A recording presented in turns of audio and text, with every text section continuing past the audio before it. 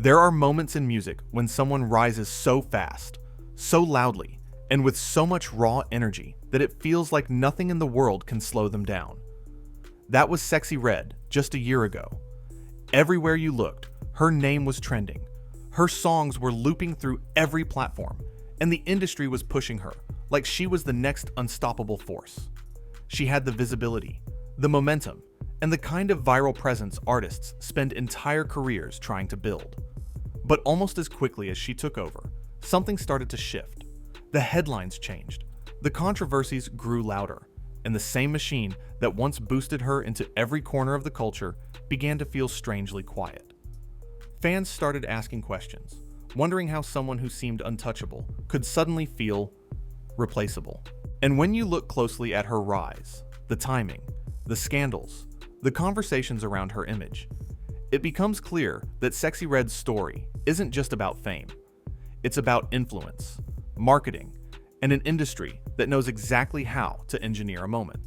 But before the momentum faded, everything began with one explosive breakout that set the tone for everything that followed.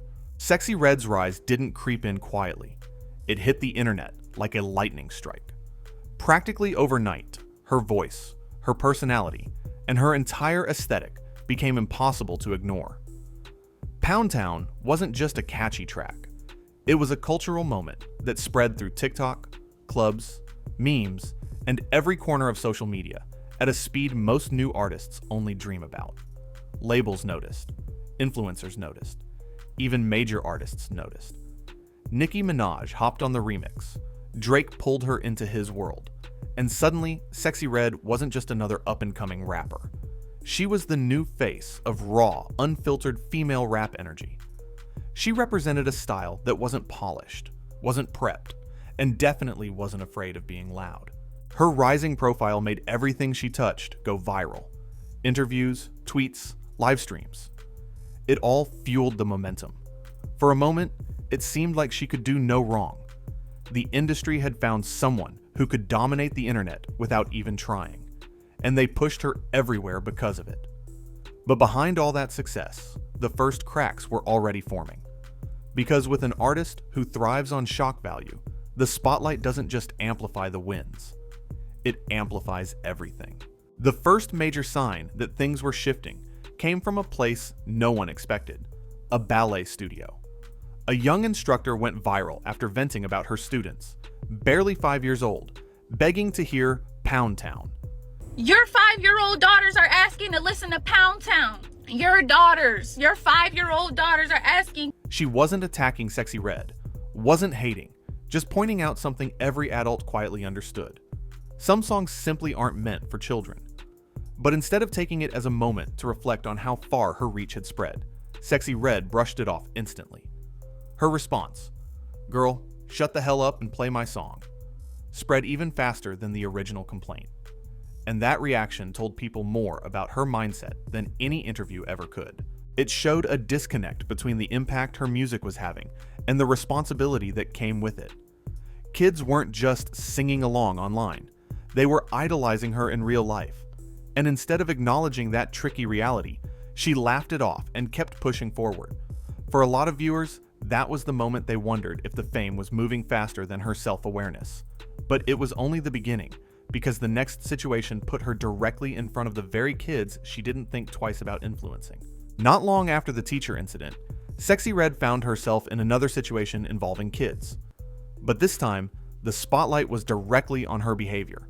Sexyy Red, whose name is Janae Wary, drawing criticism tonight over her behavior and performance after a student rally Wednesday. According to reports out of St. Louis, she showed up at a local school in her hometown, hoping to speak to students. But things went sideways fast when staff allegedly turned her away for smelling like weed. Instead of quietly leaving or addressing the concern with the administration, she pulled out her phone and live-streamed her frustration. In that moment, the situation stopped being about a simple misunderstanding and became something much bigger. Viewers watched her pacing outside the building, venting about being denied entry and expressing outrage that anyone would question her intentions. And then she did something that stunned everyone. She stayed. Not only that, she began hyping up a crowd of students who had gathered outside, creating a scene the school had clearly tried to avoid.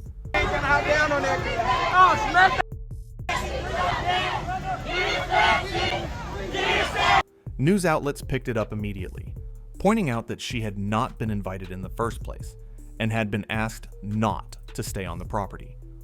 For many parents, the entire situation crossed a line. It wasn't just about being turned away. It was the refusal to take responsibility, the decision to stay despite being told not to, and the way students were suddenly caught in the middle.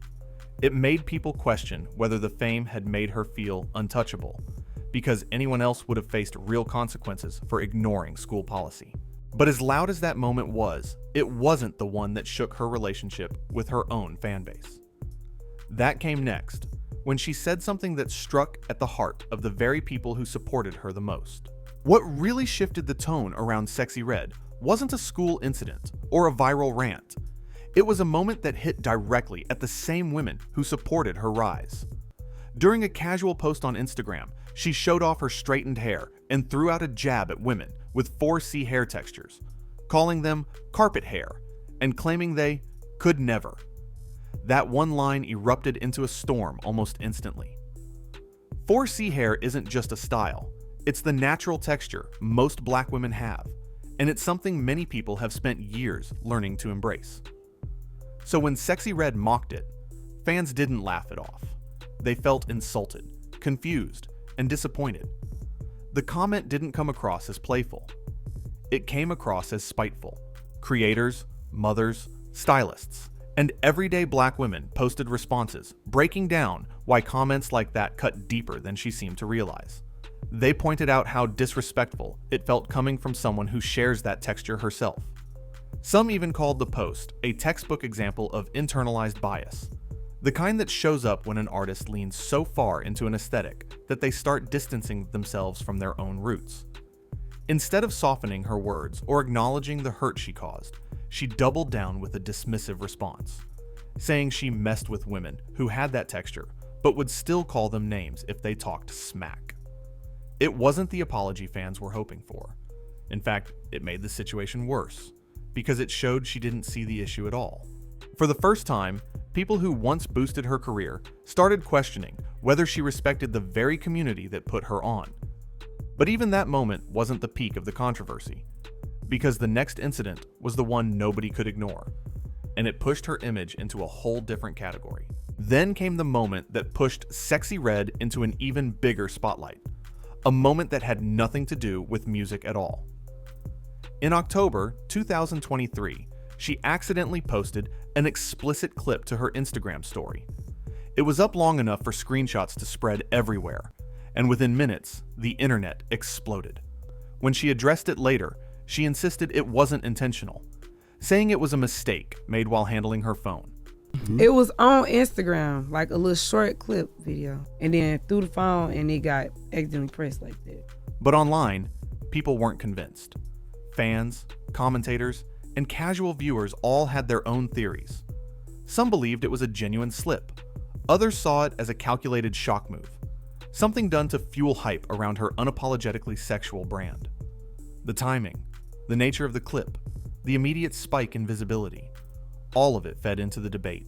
Whether accidental or not, the impact was massive. Pound Town had already tied her image to sexuality, but this moment turned that aesthetic into her identity. It blurred the line between marketing and personal life, between the character she portrayed and the influence she held.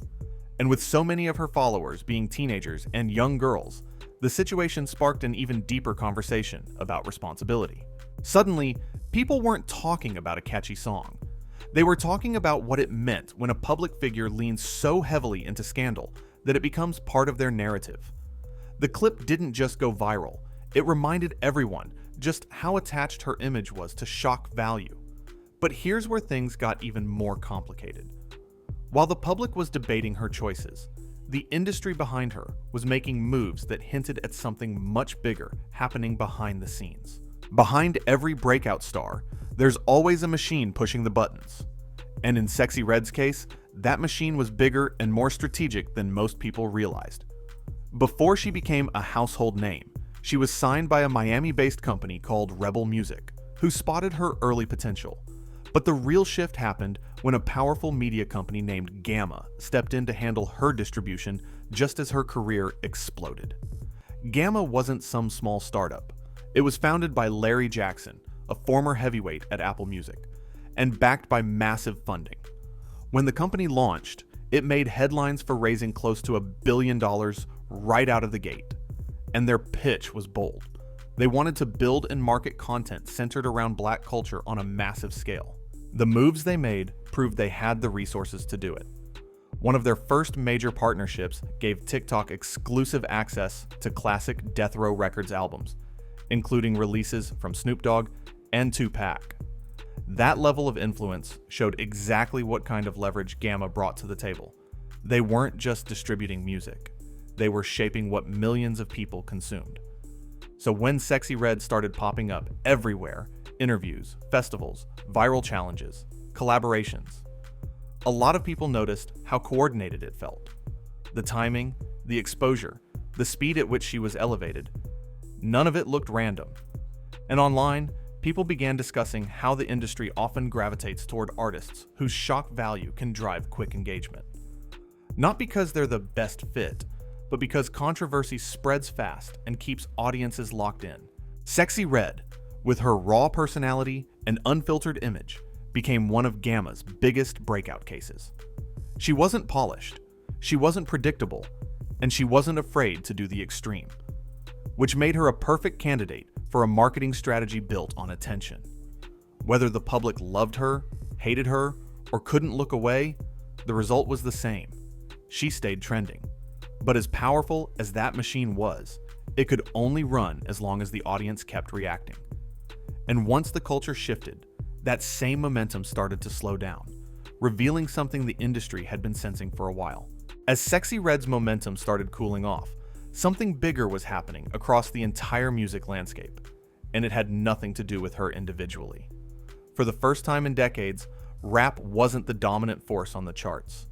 Billboard reported that not a single rap song cracked the Hot 100's top 40, a sign that the genre's grip on mainstream culture had loosened in a way nobody expected. Record labels felt the shift immediately. Instead of pumping money into high-risk personalities or shock-driven artists, they started redirecting their investments into safer, more predictable genres. Country, pop, Afrobeats, Latin. Those sounds were pulling in massive streaming numbers with far less controversy attached. In an industry built on profit, the math was simple. Go where the guaranteed returns are. For artists whose careers leaned heavily on spectacle, this shift was brutal. Shock value used to guarantee attention. Now, people are tired. Overstimulation, endless viral scandals, and constant online noise had pushed audiences toward calmer, cleaner content. Viewers became more intentional about what they supported, and anything that felt chaotic or exhausting started losing traction. And that's where Sexyy Red's situation becomes clearer. Her early rise was built on nonstop engagement, meme culture, and viral shockwaves. But when the public's appetite for extremes dropped, and the labels began pulling back from rap as a whole, artists who depended on that machine felt the slowdown first. It wasn't just about her antics losing impact. It was that the entire ecosystem that once rewarded those antics had shifted direction. In a calmer climate, controversy doesn't hit the same, and hype doesn't stretch as far. But the real question is, what happens when an artist built on shock value tries to survive in a world that's suddenly tired of being shocked? With the industry shifting and the audience becoming harder to shock, a lot of people began revisiting the same question that floated around during her peak. Was Sexyy Red's rise organic or engineered? Online commentators started referring to her come-up as an experiment, not because of some hidden agenda, but because of how perfectly she fit into a marketing formula the industry has used for years. That formula goes like this. Find someone who's naturally loud, unfiltered, unpredictable, and comfortable pushing boundaries. Then amplify them until the chaos becomes unavoidable. It's a strategy built on attention, not longevity. And in Sexyy Red's case, the formula worked exactly the way it was designed. She dominated timelines, steered conversations, and embodied a version of fame built on extremes. But experiments don't last forever. Once the novelty wears off and the shock factor loses its punch, the machine moves on.